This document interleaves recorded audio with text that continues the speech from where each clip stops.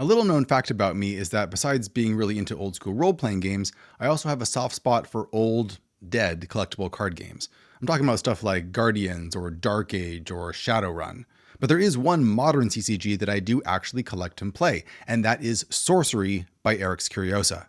Now, I made a video a little while back about what I liked about Sorcery, and this is mostly about the base set, which is the only set that's actually out right now.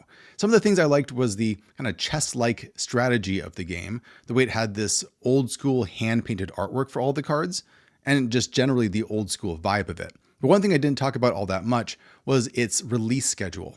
So Sorcery, like I said, only has one base set right now, and their plan is to do one expansion every year.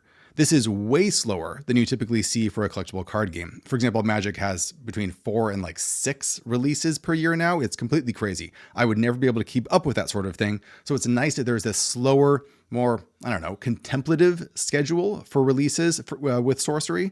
That allows you to really kind of sink your teeth into the cards, figure out the strategies that work, and really get to work on collecting the cards, which is hard to do when they're just coming at you all the time.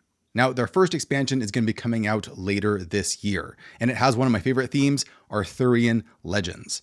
I actually stopped by their booth at Gen Con when I went to Gen Con this year and got to see some of the new cards, the new packaging, and it was just as gorgeous as I was expecting. I also got lucky enough to get one of my cards signed by Melissa Benson, who's a great old school fantasy artist, did a lot of work on early Magic, and who did a lot of Sorcery cards as well. All this is to say that I was very excited when the Sorcery team contacted me and asked if I wanted to be part of the spoiler season. That's where different creators get a chance to reveal a card from the upcoming set and talk about it. And I got even more excited when they told me what card they wanted me to reveal. Can you guess? Okay, it's not actually that hard to guess. It is my favorite mythological creature, the questing beast itself. Here it is in all its glory. It's a unique beast, eternally hunted, which fits with the theme very well, since there's only one questing beast in all of the realms of the Arthurian stories.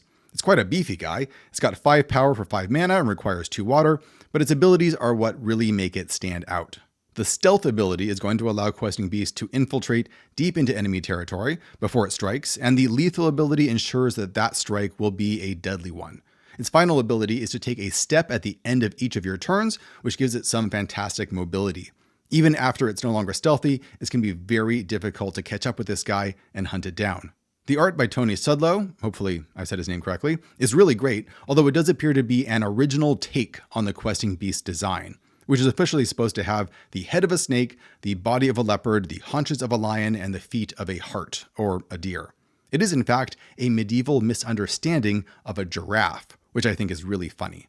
This version of the beast seems to have the feet of a lion rather than of a hart, and a scorpion tail has been added, giving it a bit of a manticore-like feel.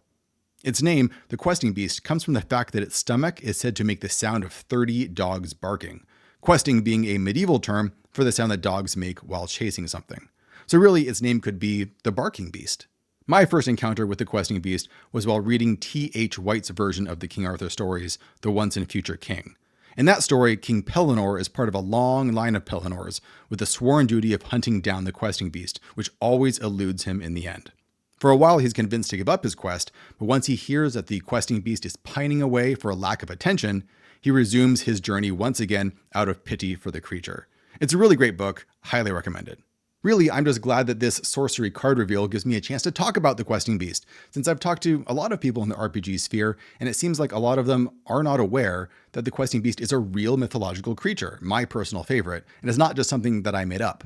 Big thanks to Erix Curiosa for reaching out to me and allowing me to show this card to you. And down in the comments below, let me know if you are playing Sorcery, and if so, what new cards from Arthurian Legends you are looking forward to the most. Thanks for watching, everybody. I'll see you next time.